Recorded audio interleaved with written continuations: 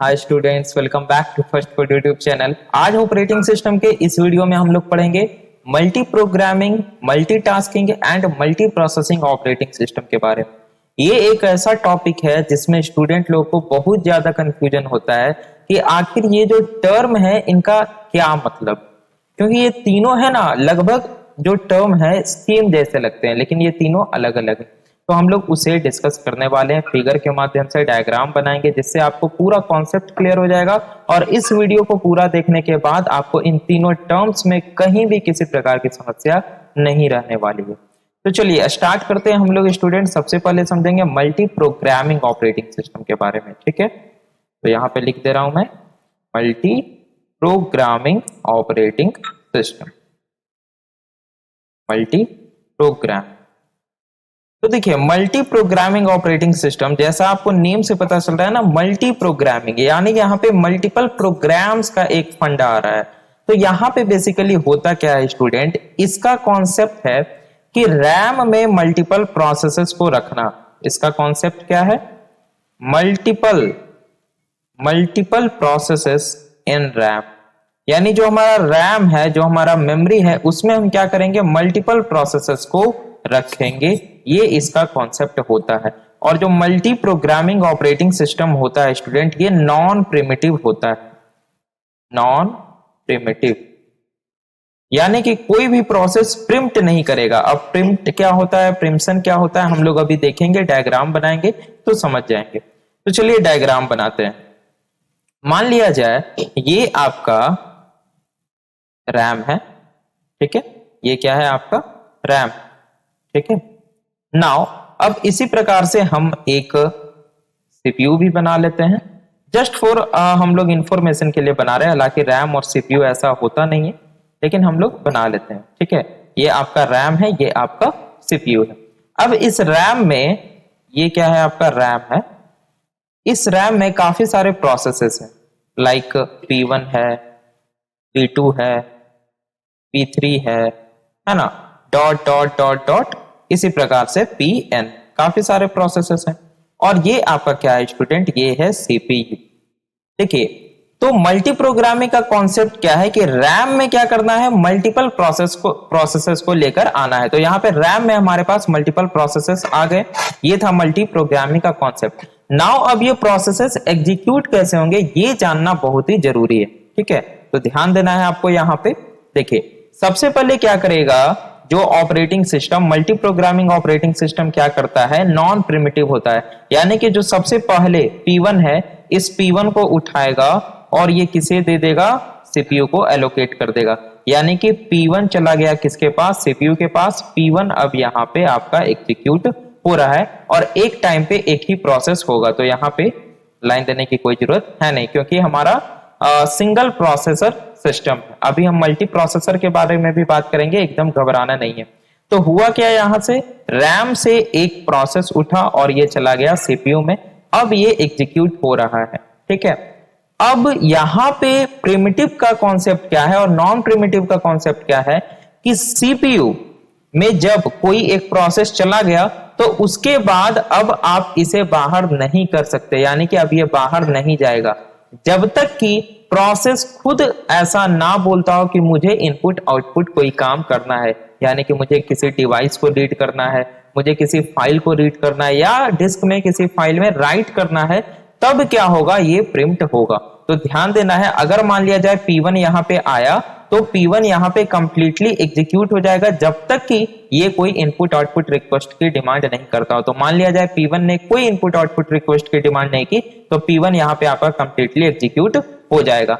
अब क्या करेगा मल्टी प्रोग्रामिंग ऑपरेटिंग सिस्टम, यहां से P2 को उठाएगा और P2 को सीपीयू एलोकेट कर देगा। तो अब क्या हुआ, P2 एग्जीक्यूट हो रहा है। लेकिन मान लिया जाए कि P2 कोई इनपुट आउटपुट रिक्वेस्ट करना चाहता है, यानी कि कोई डेटा को ये रीड करना चाहता है या किसी डेटा को राइट करना चाहता है डिस्क में किसी फाइल में, तो P2 क्या करेगा, अब चला जाएगा इनपुट आउटपुट ऑपरेशन करने के लिए, ठीक है। P2 कहां चला गया, ये कोई इनपुट आउटपुट रिक्वेस्ट इसके पास आ गई तो P2 यहां से चला गया। तो इतने टाइम पे सीपीयू क्या करेगा कि रैम में से दूसरे प्रोसेस, जो नेक्स्ट प्रोसेस होगा, उसको उठा लेगा और सीपीयू में उसे एलोकेट कर देगा, ठीक है। लेकिन यही अगर हम बात करें बैच ऑपरेटिंग सिस्टम की, तो बैच ऑपरेटिंग सिस्टम में क्या कॉन्सेप्ट था कि अगर कोई प्रोसेस हमारा इनपुट आउटपुट रिक्वेस्ट करने जाता है तो उतने टाइम तक, जब तक कि वो इनपुट आउटपुट परफॉर्म कर रहा है, तब तक सीपीयू हमारा आइडल रहेगा। तो वहां पे आइडलनेस ऑफ सीपीयू एक डिसएडवांटेज था और उस डिसएडवांटेज को दूर किया गया मल्टी प्रोग्रामिंग ऑपरेटिंग सिस्टम में। तो जैसे ही P2 गया इनपुट आउटपुट रिक्वेस्ट करने के लिए, यहां पे क्या हुआ, P3 रैम में से आया और P3 चला गया सीपीयू के पास। तो P3 अब आपका एग्जीक्यूट हो रहा है। अब मान लिया जाए इतने में क्या हुआ कि इसका इनपुट आउटपुट रिक्वेस्ट यानी जो भी इनपुट आउटपुट इसको करना था वो कंप्लीट हो गया। तो अब इसे डायरेक्टली सीपीयू एलोकेट नहीं होगा, ये वापस से कहां चला जाएगा, क्यू में लग जाएगा। ये अब आपका चला जाएगा P2 यहां पे, ठीक है। ये क्या हुआ, P2 जाकर के क्यू में लग गया। इस प्रकार से कॉन्सेप्ट वर्क करेगा। जब आपका P3 मान लिया जाए कंप्लीट हो गया, P3 कंप्लीट हो गया, तो अब यहां पर से दूसरा प्रोसेस आपका यानी कि जो भी होगा P4 होगा, Pn होगा, वो आएगा और सीपीयू को एलोकेट हो जाएगा, फिर ये एग्जीक्यूट होगा। तो यहां पे अगर हम एडवांटेज की बात करें स्टूडेंट, तो एडवांटेज क्या है हमारे पास, एडवांटेज ये है कि सीपीयू हमारा आइडल नहीं है ना, सीपीयू आइडल नहीं है ना, सीपीयू आइडल नहीं है, सीपीयू हमेशा बिजी है, एक तरह से ये कर सकते हैं, जो कि एक एडवांटेज है। सीपीयू अगर आइडल रहता है तो सीपीयू का मैक्सिमम यूटिलाइजेशन नहीं हो पाता है, जो कि बैच ऑपरेटिंग सिस्टम का एक डिसएडवांटेज था और मल्टी प्रोग्रामिंग ऑपरेटिंग सिस्टम में ये दूर कर दिया गया। तो आई होप आपको मल्टी प्रोग्रामिंग ऑपरेटिंग सिस्टम का सिनेरियो समझ में आ गया होगा। मल्टी प्रोग्रामिंग का सिंपल सा फंडा क्या है कि जो हमारा रैम है, जो हमारा मेमोरी है, उसमें हम मल्टीपल प्रोग्राम्स को, मल्टीपल प्रोसेसेस को लेकर आए और जैसे ही सीपीयू हमारा खाली होता है वैसे ही हम उसको दूसरा प्रोसेस एलोकेट कर दें। या मान लिया जाए कोई प्रोसेस इनपुट आउटपुट रिक्वेस्ट करने गया तो हम रैम में से दूसरा प्रोसेस, नेक्स्ट प्रोसेस उठा करके सीपीयू को एलोकेट कर दें। ये था मल्टी प्रोग्रामिंग ऑपरेटिंग सिस्टम का कॉन्सेप्ट। नाउ अब इसके बाद जो दूसरा हम लोग को समझना है स्टूडेंट, वो समझना है मल्टीटास्किंग ऑपरेटिंग सिस्टम, ठीक है। अब मल्टीटास्किंग क्या होता है, चलिए हम लोग उसको डिस्कस करते हैं। सबसे पहले मैं यहाँ पे टॉपिक दे देता हूं, मल्टीटास्किंग ऑपरेटिंग सिस्टम। देखिए आपको घबराना नहीं है, बहुत ही इजी कॉन्सेप्ट है। मैं कह रहा हूं वीडियो पूरा देखने के बाद ये ऐसे चुटकियों में आप लोग इसका आंसर कर दीजिएगा। तो मल्टीटास्किंग ऑपरेटिंग सिस्टम को अब हम लोग समझते हैं। यहां पे देखिए आपको नेम से थोड़ा सा अंदाज लगाना है। मल्टीटास्किंग यानी यहां पे मल्टीपल टास्क का कॉन्सेप्ट आ रहा है। तो मल्टीपल टास्क को हम लोग को एग्जीक्यूट कराना है। तो यहां पे एग्जीक्यूट कैसे होगा, देखिए अभी आपको ये समझ के चलना है कि जो भी हम ऑपरेटिंग सिस्टम का कॉन्सेप्ट पढ़ रहे हैं वो सिंगल प्रोसेसर पे पढ़ रहे हैं। जब मल्टी प्रोसेसर पढ़ेंगे तब हम लोग उस पे आएंगे। तो मल्टीटास्किंग ऑपरेटिंग सिस्टम या इसे बोला जाता है टाइम शेयरिंग ऑपरेटिंग सिस्टम, ठीक है। दोनों एक ही कॉन्सेप्ट, आपको मल्टीटास्किंग बोला जाए या टाइम शेयरिंग ऑपरेटिंग सिस्टम बोला जाए, दोनों एक ही कॉन्सेप्ट है। देखिए मल्टीटास्किंग में होता क्या है, यहां भी कुछ मान लिया जाए इस प्रकार से, आपका ये रैम है, ठीक है, ये क्या हो गया, रैम हो गया, और कुछ इस प्रकार से आपका ये सीपीयू, ठीक है, ये क्या है, सीपीयू। ये रैम हो गया, रैम, और ये है आपका सीपीयू। नाउ अब रैम में काफी सारे प्रोसेसेस हैं, है ना, लाइक P1 है ना, P2 है, P3 है, P4 है, dot dot dot dot Pn। Okay, now तो ये तो मल्टी प्रोग्रामिंग का कॉन्सेप्ट था कि रैम में काफी सारे प्रोसेसेस को लाना है। मल्टीटास्किंग में इन्हांसमेंट क्या हुआ कि यहां पे एक टाइम कॉन्स्ट्रेंट कर दिया गया, जिसे टाइम क्वांटम कहा जाता है, ठीक है। यहां पे कॉन्सेप्ट क्या आया, यहां पे कॉन्सेप्ट आया टाइम क्वांटम का। ओके, टाइम क्वांटम का यहां पे कॉन्सेप्ट आया, जो कि बहुत ही इंपॉर्टेंट कॉन्सेप्ट है। हम लोग टाइम क्वांटम को पढ़ेंगे जब हम लोग CPU scheduling algorithm, different algorithm को पढ़ेंगे नेक्स्ट यूनिट में तब, ठीक है। तो टाइम क्वांटम क्या है, एक बोला जाए तो ड्यूरेशन ऑफ टाइम है, जो कि डिसाइड कर दिया गया कि इतने ड्यूरेशन ऑफ टाइम तक हम सारे प्रोसेसेस को बारी बारी से एग्जीक्यूट कराएंगे। मींस यहां पे एडवांटेज क्या है कि सारे प्रोसेसेस को इक्वल अपॉर्चुनिटी मिलता है एग्जीक्यूट करने के लिए, सीपीयू का टाइम उसे इक्वल अपॉर्चुनिटी मिलता है, ठीक है। मीन्स क्या, मान लिया जाए जस्ट फॉर एग्जांपल यहाँ पे हम लोग समझ के चलते हैं कि जो P1 है इसका सीपीयू टाइम 2 मिली सेकेंड, ठीक है, 2 मिली सेकेंड है। P2 का 4 मिली सेकेंड है, ठीक है। इसका मान लिया जाए 1 मिली सेकेंड है, इसका 3 मिली सेकेंड है, कुछ इस प्रकार से। और जो हमारा टाइम क्वांटम है ये मान लिया जाए 2 मिली सेकेंड। टाइम क्वांटम क्या है, 2 मिली सेकेंड है।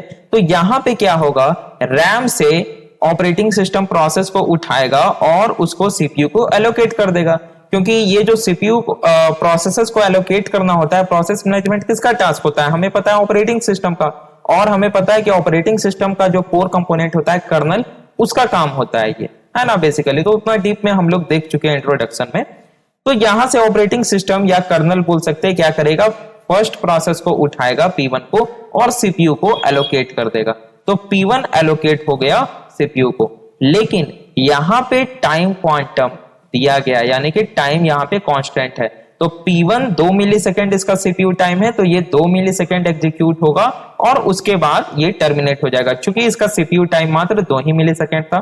अब इसके बाद क्या करेगा ऑपरेटिंग सिस्टम, P1 तो खत्म हो गया, P2 को उठाएगा और P2 को सीपीयू को एलोकेट करा देगा। लेकिन यहां पे टाइम क्वांटम क्या है, 2 मिली सेकेंड, यानी इवन P2 का जो सीपीयू टाइम है वो 4 मिली सेकेंड है, लेकिन ये 2 ही मिली सेकेंड एग्जीक्यूट होगा, ठीक है, ये 2 ही मिली सेकेंड एग्जीक्यूट होगा। और उसके बाद वापस से ये कहां चला जाएगा, ये आपका वापस से रैम में चला जाएगा और बच गया कितना, ये 2 मिली सेकेंड इसका बच गया, ये P2 यहां से खत्म हो गया। इस प्रकार से होगा। अब ऑपरेटिंग सिस्टम क्या करेगा, P3 को उठाएगा और P3 को क्या करेगा, सीपीयू को एलोकेट करा देगा। अब चूंकि P3 का सीपीयू टाइम 1 मिली सेकेंड ही है, तो P3 तो आराम से एग्जीक्यूट हो जाएगा, क्योंकि टाइम क्वांटम 2 मिली सेकेंड है। अब अगेन P3 के बाद क्या है, P4 है। तो ऑपरेटिंग सिस्टम अब P4 को उठाएगा और P4 को सीपीयू को एलोकेट करा देगा। अब देखिए P4 का 3 मिली सेकेंड है, लेकिन हमारे पास टाइम क्वांटम 2 ही मिली सेकेंड दिया हुआ है, तो हम हर एक प्रोसेस को कितना एग्जीक्यूट कराएंगे, 2 मिली सेकेंड। तो जैसे ही 2 मिली सेकेंड होगा, P4 यहां से चला जाएगा और उसके बाद जो नेक्स्ट प्रोसेस होगा वो आ जाएगा और P4 जाकर के लास्ट वाले क्यू में लग जाएगा। तो यहाँ पे लग गया P4 और P4 को अब कितना और एग्जीक्यूट होना है, 3 मिली सेकेंड था, हमने 2 मिली सेकेंड एग्जीक्यूट करा दिया, तो अब ये बच गया 1 मिली सेकेंड। कुछ इस प्रकार से मल्टीटास्किंग का जो कॉन्सेप्ट है ये वर्क करता है। आई होप आपको समझ में आया होगा। फिर से मैं बता दे रहा हूं कि मल्टीटास्किंग क्या है, मल्टी प्रोग्रामिंग जो था उसी का एक इनहांसमेंट हुआ था, एक इनहांस्ड वर्जन है, जिसमें ये कॉन्सेप्ट लगाया गया टाइम क्वांटम का। वहां पे टाइम बाउंड कर दिया गया, टाइम लिमिट कर दिया गया, ताकि हर एक प्रोसेसेस को इक्वल अपॉर्चुनिटी मिल सके, सीपीयू टाइम मिल सके। तो यहां पे क्या होगा, जो टाइम क्वांटम आपको दिया हुआ होगा, इवन वो 2 मिली सेकेंड हो, 1 मिली सेकेंड हो, 5 मिली सेकेंड हो, हम उतने टाइम तक ही हर एक प्रोसेस को बारी बारी से एग्जीक्यूट कराएंगे। अगर उतने टाइम में वो प्रोसेस कंप्लीटली एग्जीक्यूट हो जाता है तो कोई दिक्कत नहीं है, अगर नहीं होता है तो हम उसको क्या करेंगे, फिर से शेड्यूल कर देंगे। जैसे यहाँ पे P1 कंप्लीटली हो गया, कोई दिक्कत नहीं है, P2 नहीं हो पाया, इसका 2 मिली सेकेंड बच गया, तो यहाँ पे हम क्या किए, 2 मिली सेकेंड को वापस से शेड्यूल कर दिया। अब जब इसकी बारी आएगी तो वापस से ये एग्जीक्यूट होगा। फिर भी मान लिया जाए दोबारा भी ये कंप्लीट नहीं हो पाया, तो हम इसको 2 मिली सेकेंड कराएंगे और वापस से शेड्यूल कर देंगे। इस प्रकार से मल्टीटास्किंग का ये कॉन्सेप्ट वर्क करता है। इसका एडवांटेज क्या है कि हर एक प्रोसेस को, हर एक प्रोग्राम को इक्वल अपॉर्चुनिटी मिलता है, ठीक है। ये था मल्टीटास्किंग ऑपरेटिंग सिस्टम का कॉन्सेप्ट। नाउ अब जो लास्ट आपका कॉन्सेप्ट आता है स्टूडेंट, लास्ट कॉन्सेप्ट है मल्टी प्रोसेसिंग ऑपरेटिंग सिस्टम, जो कि बहुत ही इंपॉर्टेंट कॉन्सेप्ट है, ठीक है। मैं यहां पे लिख दे रहा हूं मल्टी प्रोसेसिंग ऑपरेटिंग सिस्टम। अब देखिए multi processing operating system, name से यहां पे क्या पता चल रहा है, मल्टी प्रोसेस हो रहा है ना, यानी मल्टीपल प्रोसेस एक साथ एग्जीक्यूट कर रहे हैं। आपको हमेशा ध्यान देना है कि एक सीपीयू, एक प्रोसेसर एट अ टाइम एक ही प्रोसेस को एग्जीक्यूट करा सकता है, ठीक है। तो जैसे ही आपको बोला जाए मल्टी प्रोसेसिंग, इसका मतलब हमारे सिस्टम में मल्टीपल प्रोसेसर्स होंगे, यानी कि मोर देन वन प्रोसेसर होंगे। तो इसका सिंपल सा मतलब क्या हो गया कि more than one processor, okay, more than one processor. Okay, तो यहाँ पे क्या होगा स्टूडेंट कि मल्टीपल प्रोसेसर है तो मल्टीपल प्रोसेस साइमल्टेनियसली एक साथ एग्जीक्यूट करेंगे। तो इसका एडवांटेज क्या हो गया, एडवांटेज के पहले अगर हम यहाँ पे डायग्राम से समझ लें तो थोड़ा ज्यादा अच्छा रहेगा। देखिए मल्टी प्रोसेसिंग जो ऑपरेटिंग सिस्टम है स्टूडेंट, इसे पैरेलल सिस्टम भी बोला जाता है, ठीक है, इसे पैरेलल, 1 मिनट फिर से मैं लिख दे रहा हूं, पैरेलल सिस्टम भी इसे बोला जाता है। अगर आपको कहीं पैरेलल सिस्टम पूछ दिया जाए, क्योंकि टेक्निकल टर्म बहुत ज्यादा यूज किया जाता है एग्जाम में, मे भी चांस है आपसे पूछ दिया जाए पैरेलल सिस्टम क्या होता है, या इसे टाइटली कपल्ड सिस्टम भी बोला जाता है, ठीक है, टाइटली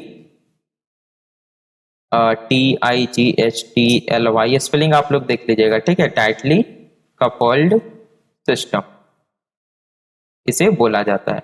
तो चलिए हम लोग स्टूडेंट सबसे पहले डायग्राम देख लेते हैं ये किस प्रकार से आखिर वर्क करता है। तो यहाँ पे होता क्या है, आखिर कुछ नहीं होता है, मल्टीपल सीपीयूज होते हैं, जैसे सीपीयू 1 हो गया, ठीक है। अब इसी प्रकार से ये मान लिया जाए आपका सीपीयू 2 हो गया, ये आपका सीपीयू 3 हो गया। इसी प्रकार से बहुत सारे सीपीयू, यानी कि यहाँ पे मतलब कि जितने आप सीपीयू चाहें उतने लगा सकते हैं।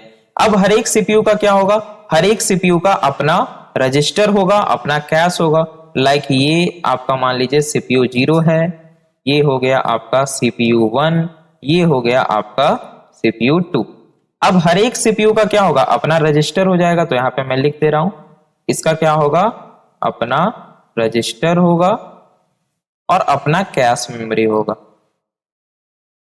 इसका भी अपना रजिस्टर होगा, है ना, जितने भी रजिस्टर्स होंगे सीपीयू में, और इसका अपना कैश मेमोरी होगा।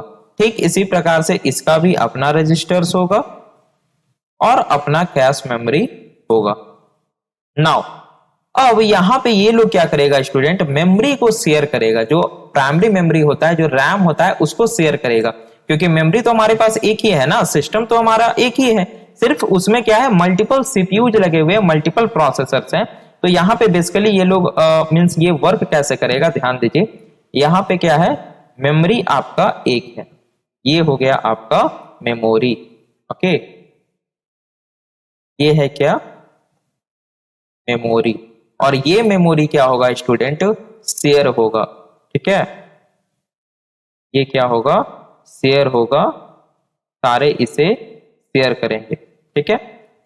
इस प्रकार से ये रजिस्टर, ये कैसे, ये इसका रजिस्टर कैसे, ये इसका रजिस्टर कैसे, और ये तीनों जो सीपीयू हैं ये सेम मेमोरी को शेयर कर रहे हैं। अब हम लोग जानते हैं कि जो हमारा मेमोरी है, जो हमारा रैम है, उसमें मल्टीपल प्रोसेस रहते हैं। तो मान लिया जाए इस मेमोरी में 10 प्रोसेस है, तो कुछ प्रोसेस को सीपीयू 0 एग्जीक्यूट करा रहा है, कुछ को सीपीयू 1, कुछ को सीपीयू 2, यानी कि एट अ टाइम यहाँ पे 3 प्रोसेस साइमल्टेनियसली एग्जीक्यूट कर रहे हैं, ठीक है। मैं यहाँ पे लिख दे रहा हूं इस डायग्राम में, एट अ टाइम यहाँ पे क्या हो रहा है, टोटल 3 प्रोसेसेस एग्जीक्यूट हो रहे हैं, ठीक है। तो ये कॉन्सेप्ट क्या है, मल्टी प्रोसेसिंग का कॉन्सेप्ट है। बस यही कॉन्सेप्ट था, इससे ज्यादा आपको जानने की जरूरत नहीं है। होता क्या है student, multiple CPU, multiple processor होते हैं, एक हमारा मेमोरी होता है। तो सीधी सी बात है कि मल्टीपल प्रोसेसर है तो हमारा क्या होगा, बहुत सारे प्रोसेस एग्जीक्यूट करेंगे एक साथ में, जितने भी हमारे पास प्रोसेसर होंगे। लाइक 2 प्रोसेसर है तो 2 प्रोसेस एक साथ, 3 प्रोसेसर है तो 3 प्रोसेस एक साथ। नाउ अब हम लोग इसके एडवांटेज की बात कर लेते हैं। इसका आखिर एडवांटेज क्या है, कुछ एडवांटेज होगा तब तो लाया गया। तो एडवांटेज तो आपको साफ दिख रहा है स्टूडेंट। एडवांटेज क्या है इसका बताइए, कि सिस्टम का थ्रूपुट बढ़ जा रहा है ना, थ्रूपुट जो है वो बढ़ जा रहा है। थ्रूपुट आप लोगों को पता है ना क्या होता है, कि यूनिट ऑफ टाइम में, एक यूनिट ऑफ टाइम में जितना वर्क डन किया जाए, तो थ्रूपुट क्या हो रहा है, इंक्रीज हो रहा है, इंक्रीज हो रहा है। तीसरा क्या हम लोग कर सकते हैं, दूसरा क्या कर सकते हैं हम लोग, कि एक तरह से कॉस्ट इफेक्टिव है। अब देखिए कॉस्ट इफेक्टिव कैसे कर सकते हैं, पहले मैं लिख दे रहा हूं, ठीक है, कॉस्ट इफेक्टिव। आप लोगों को लग रहा होगा कि अरे कॉस्ट इफेक्टिव कैसे हो गया, यहां तो मल्टीपल प्रोसेसेस हैं। तो देखिए अगर मान लिया जाए हमारे पास कुछ ऐसा रिक्वायरमेंट है कि हमें काफी ज्यादा वर्क डन करना है, ठीक है, तो हम क्या कर सकते हैं, एक तो कॉन्सेप्ट क्या हो सकता है कि हम मल्टीपल सिस्टम्स को लगा दें उस वर्क डन को करने के लिए। दूसरा कॉन्सेप्ट क्या हो सकता है कि सिस्टम हमारा एक ही है, हमने प्रोसेसर लगा दिए मल्टीपल, तो जब हम एक ही सिस्टम रख रहे हैं तो हमारा मेमोरी एक होगा, हमारा डिस्क एक होगा, हमारा सारा सिस्टम एक होगा, सिर्फ प्रोसेसर क्या होगा, मल्टीपल होगा। तो यहां पे क्या हो जाएगा, कॉस्ट हमारा बचेगा, तो ये कॉस्ट इफेक्टिव हो गया। ठीक है, ये क्या हो रहा है, ठीक है, ये हो गया एडवांटेज हमारा। तीसरा एडवांटेज क्या हो सकता है स्टूडेंट, कि हमारा यहाँ पे रिलायबिलिटी बढ़ जाता है। ठीक है, रिलायबिलिटी, रिलायबिलिटी का मतलब क्या हुआ, रिलायबिलिटी हमारा इंक्रीज हो जाता है।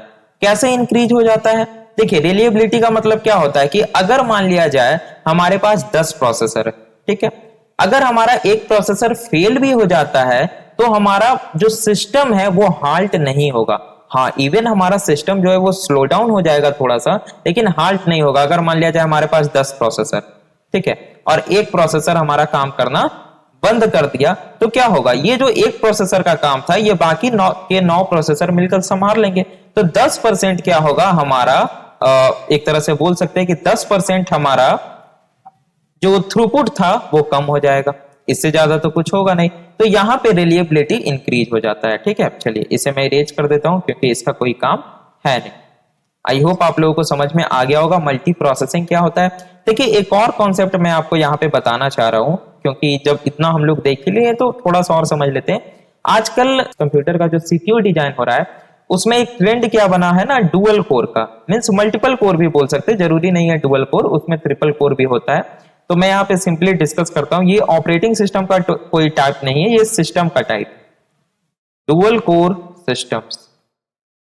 देखिए डुअल कोर सिस्टम्स बेसिकली क्या होते हैं, ये मल्टी प्रोसेसर नहीं होते, एक ही सीपीयू होता है। लेकिन यहाँ पे कॉन्सेप्ट क्या यूज किया गया है, देखिए ध्यान से समझिए आप लोग। ये क्या है, आपका एक सीपीयू, ठीक है, ध्यान देना है आपको। ये क्या है, आपका एक सीपीयू है। नाउ अब इसी सीपीयू में क्या किया गया है कि दो, एक तरह से बोले तो कोर को इंस्टॉल कर दिया गया है, इसीलिए नाम इसका पड़ा है डुअल कोर। अब ये कोर क्या होता है स्टूडेंट, ये होता है आपका एक तरह से कंप्यूटिंग कोर, मींस जो कि कंप्यूट करता है। फॉर एग्जांपल देखिए, आप ध्यान से समझिए, यहां पे मैं पहले फिगर बना दे रहा हूं, ठीक है। ये हो गया आपका कोर 0 और ये हो गया आपका कोर 1, ठीक है। ये हो गया आपका कोर 0, ये हो गया आपका कोर 1, ठीक है। और ये सीपीयू क्या है, एक ही सीपीयू है, सीपीयू 0, यानी कि एक ही सीपीयू में एक ही चिप में मल्टीपल कोर को इंस्टॉल कर दिया गया है, ठीक है। तो यहां पे जो ऑपरेटिंग सिस्टम होगा वो इसको ट्रीट करेगा as a multiple processor. Operating system कैसे ट्रीट करेगा, as a multiple processor. Operating system को लगेगा कि ये अलग प्रोसेसर है और ये अलग प्रोसेसर है, जिससे यहां पे मल्टी प्रोसेसिंग को अचीव किया जा सकता है। और ये जो डुअल कोर सिस्टम्स होते हैं, यानी कि जो मल्टीपल कोर सिस्टम होते हैं, ये मल्टी प्रोसेसिंग से ज्यादा बेटर होते हैं। कैसे बेटर होते हैं, चलिए हम आपको बताते हैं। देखिए यहां पे बेसिकली क्या हो रहा है कि सीपीयू तो हमारा एक ही है और एक सीपीयू में मल्टीपल कोर को इंस्टॉल कर दिया गया है, तो यहां पे मेमोरी तो एक ही शेयर हो रहा है ना। देखिए ध्यान दीजिए, मैं जरा सा मेमोरी को बना लू यहां पे। ये आपका मान लिया जाए मेमोरी, ठीक है। तो ये मेमोरी तो एक ही शेयर हो रहा है, दोनों कोर क्या कर रहे हैं, सेम मेमोरी को शेयर कर रहे हैं, ठीक है। तो मेमोरी आपका एक ही है और यहां पे कोर 0 और कोर 1 है, तो आपस में जब ये कम्युनिकेट करेंगे तो इनको कम समय लगेगा। क्यों कम समय लगेगा, क्योंकि ये एक ही सीपीयू के एक ही चिप पे इंस्टॉल हैं दोनों। लेकिन यही अगर हम बात करें स्टूडेंट मल्टी प्रोसेसिंग की, 1 मिनट, अगर यही हम बात करें मल्टी प्रोसेसिंग की, तो यहां पे क्या हो रहा था कि अलग अलग सीपीयू थे। अब मान लिया जाए सीपीयू 0 को इससे कम्युनिकेट करना है या इसको इससे कम्युनिकेट करना है, तो यहां पे टाइम ज्यादा लगेगा क्योंकि ये अलग अलग चिप है ना। लेकिन यहां पे डुअल कोर में क्या हो रहा है कि हमारा चिप एक ही है और एक ही चिप में मल्टीपल कोर को इंस्टॉल कर दिया गया है, तो आपस में जब ये कम्युनिकेट करेंगे तो समय कम लगेगा। आ गई बात समझ में, तो इसीलिए ये ज्यादा बेटर है। तो यहां पे इस चिप को क्या बोला जाता है स्टूडेंट, इस चिप को बोला जाता है मल्टी प्रोसेसिंग चिप, ठीक है, मल्टी प्रोसेसिंग चिप। ये क्या है? मल्टी प्रोसेसिंग चिप है। और आजकल ये सारे पर्सनल कंप्यूटर में भी यूज होता है। आप देखिएगा अपने पर्सनल कंप्यूटर तो लिखा हुआ रहेगा डुअल कोर ऑपरेटिंग सिस्टम, है ना। तो डुअल कोर यहाँ पे आपका सिस्टम यूज हो रहा है, मीन्स आपका जो सीपीयू का चिप है उसमें 2 कोर इंस्टॉल किए गए, 2 कोर लगाया गया है, और आपका ऑपरेटिंग सिस्टम उसको एज अ 2 प्रोसेसर ट्रीट करेगा, जिससे आपका जो थ्रूपुट होगा वर्क डन करने का वो बढ़ जाएगा।